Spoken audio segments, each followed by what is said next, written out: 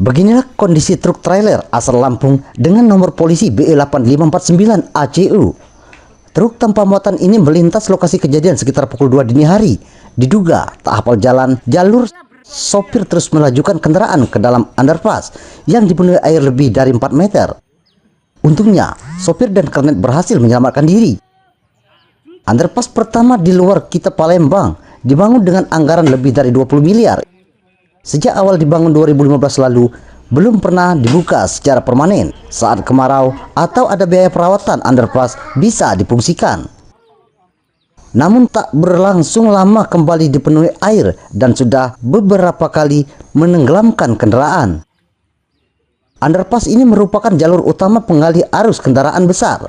Tanpa melintas kota Lahat, kendaraan tonnase besar terpaksa melintas ke simpang Tugu Lembayung dan dipastikan menimbulkan kemacetan.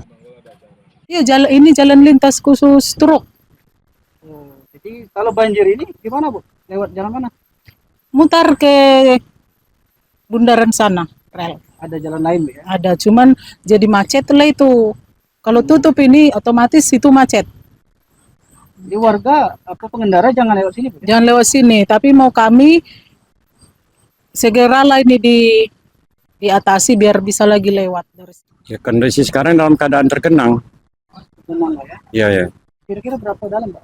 Lebih kurang sebetulnya kalau underpass itu 6 meter. Cuman kondisi sekarang yang tergenang ini lebih kurang 4 meter itu, 4 meteran. 4 meteran. Hmm. Jadi sering, Pak, ya ada mobil yang terjebak gitu. Sering.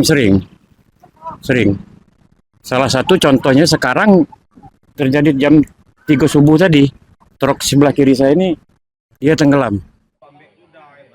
Kini underpass ditutup petugas berwenang, diawasi petugas dengan bantuan warga dan ditarik sebuah truk. Akhirnya trailer berhasil keluar dari dalam underpass. Dari Lahat, Bala Putra iNews melaporkan.